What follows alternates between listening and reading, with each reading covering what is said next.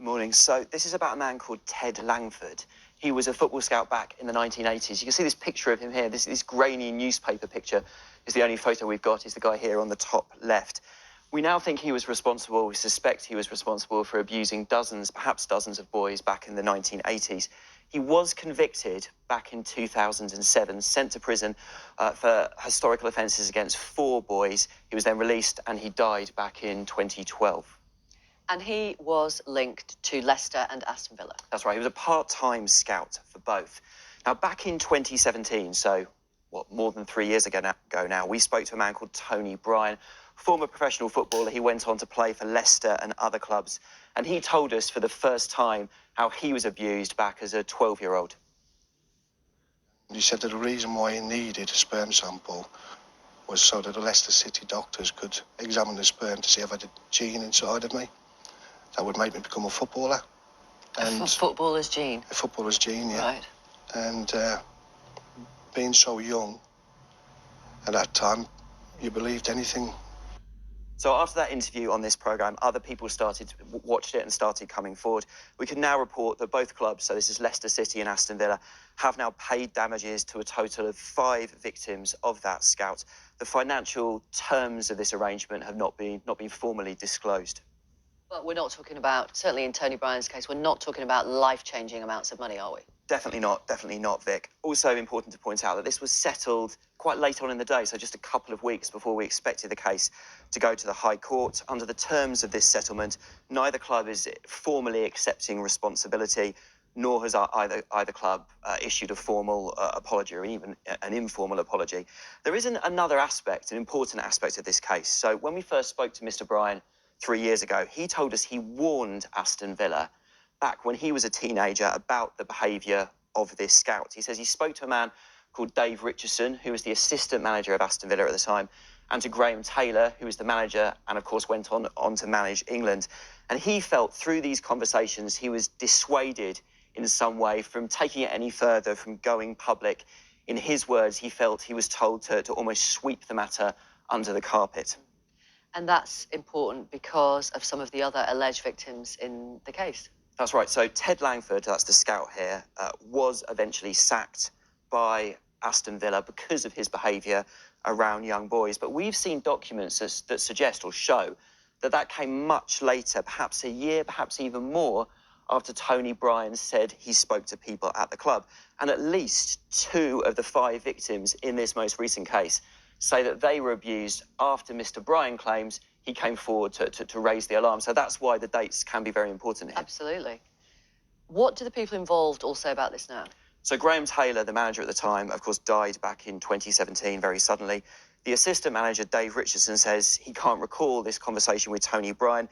He denied he would have advised anyone to cover it up in some way or not to speak out.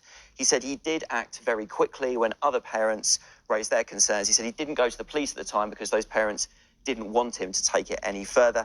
And it is important to point out that in this country, there is no legal responsibility to report suspected abuse. There is in other countries, not in this country. Mr. Richardson also said he couldn't comment any further, or he didn't think it was appropriate while the Football Association carry out an inquiry into historical abuse, which is still ongoing. OK, well, I've been talking to Tony Bryan, and he gave his reaction to the decision by Leicester and Aston Villa to pay damages. I don't think you'll ever draw a line underneath it, Victoria. What happened to me 30-odd years ago will stay with me till the day I die. It helps, don't get me wrong, but it was never about money. It was about an acceptance of what happened to us all them years ago. I still think they've got away lightly in certain terms where they've not accepted responsibility or anything like that. So I suppose closure, no, it doesn't give closure, Victoria. Have the clubs apologised to you? No. Nothing has been said, nothing has been done. There hasn't been an announcement in the papers or on the press or anything like that. That's probably the biggest disappointed of it all, because what happened them years ago, I know it's not on people's watch who are in charge of Leicester City now, but it happened, and we just want an acceptance that it actually happened. To say sorry isn't a big thing. Everybody makes mistakes. You know, saying sorry won't make things right, but it will help, and it'll help the other 4 lads as well. Why do you think they haven't said sorry? You'd have to ask them that, Victoria. I really don't know. Why do you think? It's a long time ago that it happened. Maybe things have moved on. Maybe they don't want to be associated with that sort of thing. I can't answer that question for Leicester City or Aston Villa, but I'd like to know why they're not apologising. And nothing, absolutely nothing from them. You know, I represented Leicester City Football Club. OK, I wasn't their best player in the world, but I represented them. And they made money by selling me at the same time as well. So, you know, just if you're out there listening, anybody at Leicester, I'd appeal to you to just say sorry and try and put it to bed.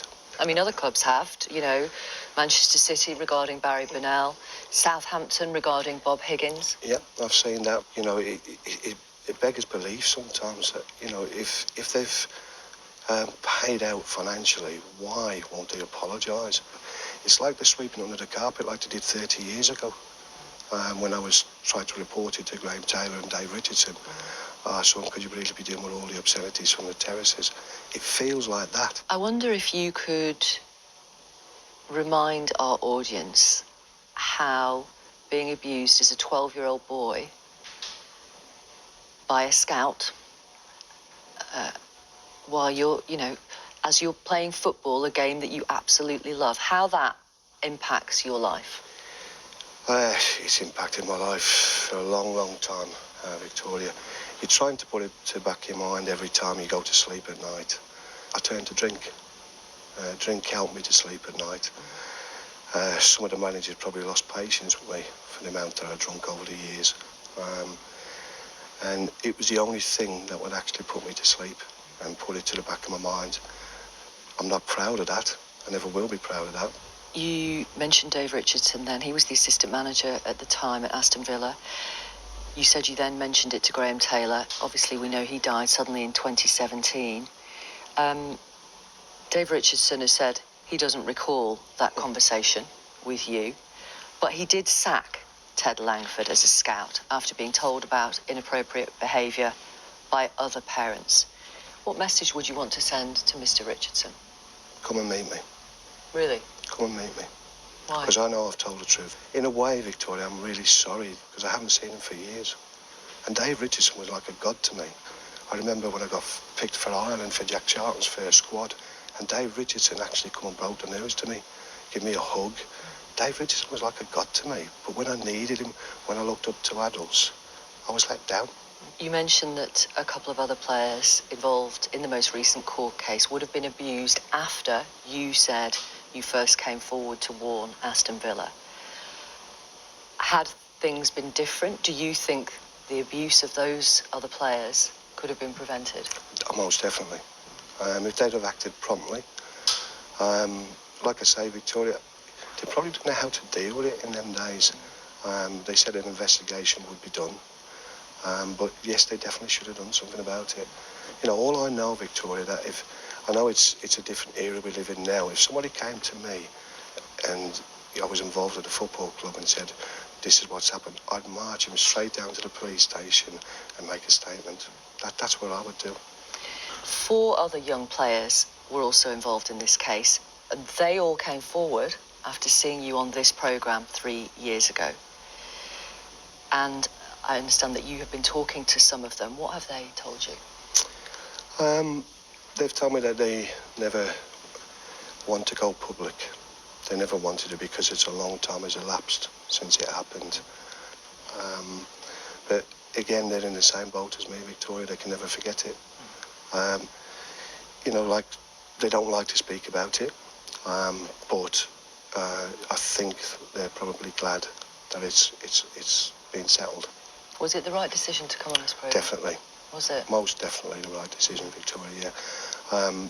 There is still some people, Victoria, who have got in contact with me who just don't want to come forward. So there are other alleged victims of Ted Langford out there? There is, yes. How many do you think there are? I couldn't put a number on it, Victoria, to be honest with you. I know that at least 2 people have been in touch with me and said that they did see me on the programme, but they just didn't have the courage to come forward. You've given evidence to the Football Association inquiry into historical sexual abuse, which is still ongoing, and we were expecting their findings over a year ago, but there's been a delay apparently because of legal issues involving a different abuse case. It's more than 2 years now since you gave evidence to that inquiry, a face-to-face interview with the legal team running it. How confident are you in that process, given the length of time it's taking? Not very confident. I met with Clive Sheldon myself. He's the QC. Yeah, a little gentleman. I can't understand why a report is taking so long to come out. I realise there's legal issues involved. I do realise that. But 2.5, 3 years ago, Greg Clark set up this independent FA inquiry. I actually went to Wembley and met Greg Clark. He's the head of the FA. Yeah, he was astonished at some of the things I told him that actually went on in the days. But he said, Tony, that's why I put an independent person in there, because I wouldn't have been able to deal with it. And he explained things to me. Greg Clark was absolutely brilliant. But what Clive Sheldon is doing, I don't know. What has changed for you since you spoke out? It's like the world was lifted off your shoulders that day that I did the programme. It's not put a closure to it, Victoria, but by speaking about it, by helping other people come forward, by knowing that you were not the only one that it happened to. I mean, at one time, I always thought I was the only one that it happened to. But how has it changed my life? I wouldn't say it's changed my life, but if I get an acceptance from Leicester City, yes, this happened. It wasn't on our watch, but it happened, and we're sorry it happened. Sorry doesn't take a lot to do. Thank you very much for You're coming on the more than programme welcome. again. Very Thank you nice to indeed. see you. Thank you, Tony.